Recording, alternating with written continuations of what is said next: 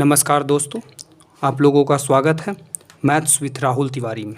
मैं आपको इस वीडियो के माध्यम से माध्यिका का क्वेश्चन समझाने जा रहा हूं, जिसमें आपको माध्यिका ज्ञात करना है और ये क्वेश्चन टेबुलर फॉर्म में है। टेबुलर में भी ये क्वेश्चन साइक्लिक में है। इसके बाद मैं आपको एक क्वेश्चन अनसाइक्लिक फॉर्म का बताऊँगा। ये क्वेश्चन इसलिए इम्पोर्टेंट हो जाता है क्योंकि एग्ज़ाम में ये क्वेश्चन पूछने पे लगभग विद्यार्थी नहीं बना पाते हैं। चलिए क्वेश्चन की शुरुआत करते हैं। ऊपर में दिया हुआ है लंबाई सेंटीमीटर में 140 से कम, 145 से कम, ऐसे ही आगे 160 से कम और 165 से कम। इसका मतलब क्या है?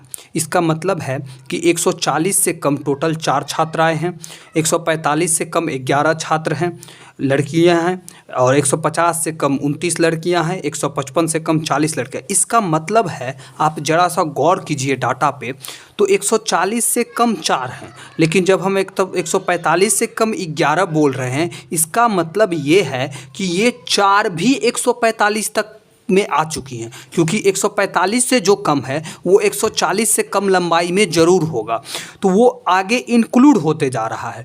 इसका मतलब जो डाटा हमारे सामने 4, 11, 29, 40 ये नज़र आ रहा है, ये डाटा एक्चुअल में बारंबारता ना होके, फ्रीक्वेंसी ना होके, आवृत्ति ना होके, ये एक संचयी बारंबारता है जो कि इंक्रीजिंग ऑर्डर में बढ़ते जा रहा है, जो बढ़ते क्रम में बढ़ते जा रहा है। तो जब भी आपको डाटा बढ़ते क्रम में दिखे तो 99% चांसेस है कि वो डाटा संचयी बारंबारता होगा। तो जैसे ही हमको दिख रहा है इंक्रीजिंग फॉर्म में, तो हम समझ जाएंगे कि ये संचयी बारंबारता है। तो इसको संचयी बारंबारता के कॉलम में लिख देंगे। अब देखिए, संचयी बारंबारता के कॉलम में लिखेंगे तो अब ये भी हमें पता है कि माध्यिका निकालने के लिए हमारे पास संचयी बारंबारता होना बहुत ज़्यादा आवश्यक है। तो यहाँ पे ध्यान दीजिएगा, ये बोल रहा है 40 से कम, फिर आगे 45 से कम, तो 40 और 145 के बीच का गैप 5 है, तो हम मिनिमम सीमा को 140 से कम 135 से लेके शुरू करेंगे। तो 135 से 140, 140 से 145, 145 से 150, 150 से 155, ऐसे 165 तक। ठीक है। अब इसमें ये कॉलम हमें पता नहीं है। 140 से 45 की संचयी बारंबारता, या इसको हम संचयी बारंबारता 4 है, 11 है, 29 है, 14 है, 16 है, ऐसे करके सबका है। तो अब इससे हमको निकालना पड़ेगा बारंबारता। यदि 140 से कम 4 हैं तो ये तो 4 हो गया।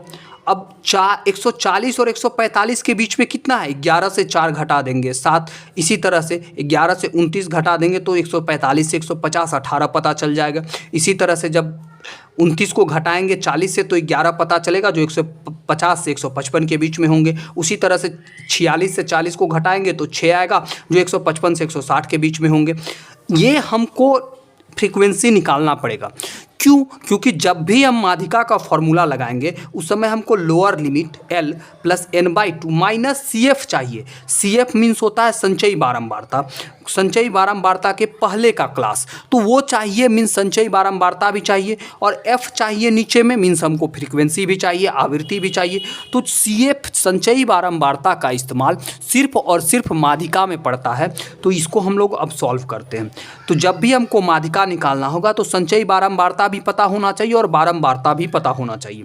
देखिए, अब माध्यिका वर्ग कैसे पता चलेगा? तो ये 50 आया है, टोटल आरोही क्रम में बढ़ते 50 आया, इसको भी आप ऐड कीजिएगा तो n कितना आएगा? 50 आएगा। n कितना आएगा? 50 आएगा। अब देखिए, ये दोनों आपस में वैसे भी बराबर होते हैं। अब हम माध्यिका वर्ग हमको पता करना है, तो ये जो n है 50/2 करेंगे 25। 25 का मतलब है कि ऐसा बारंबारता जो कि 25 जिसमें हो।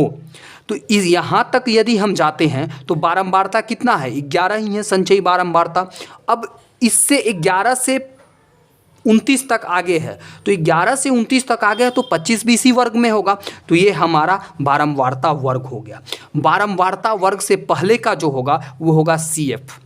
बारंबारता वर्ग से पहले का जो संचयी बारंबारता होगा वो CF, और बारंबारता वर्ग में जो फ्रीक्वेंसी या आवृत्ति या बारंबारता दिया हुआ होगा ये हो जाएगा F।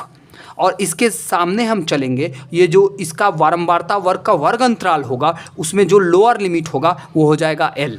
और इन दोनों का जो डिफरेंस होगा उसी को बोलेंगे आई या एच, दोनों चीज़ बोला जाता है।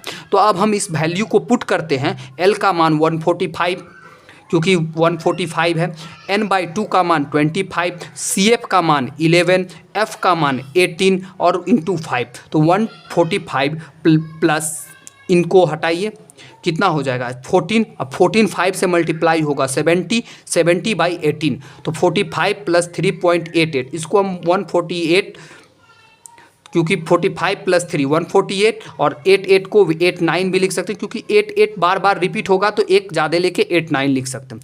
या ये तो हुआ इसका बेसिक सॉल्यूशन, बट हम इस क्वेश्चन को और एक तरीके से सोच सकते हैं। यदि हमारे पास समय कम बचा हुआ है तो हम सिर्फ बारंबारता वर्ग निकालेंगे और उस कॉलम के वर्ग अंतराल में जाएंगे, देखेंगे कि क्या इसका वर्ग अंतराल है। तो इसका वर्ग अंतराल 145 से 150 के बीच में है। इसका मतलब जो हमारा माध्यिका होगा वो 145 से 150 के बीच में ही लाई करेगा।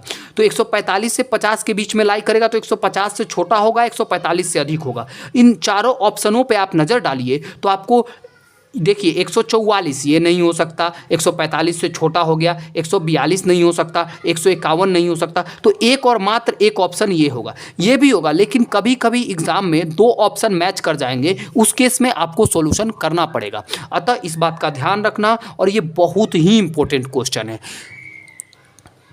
तो ठीक है, आप लोग ये क्वेश्चन को नोट कर लीजिए, ये क्वेश्चन आपके एग्जाम में आने वाला है। धन्यवाद।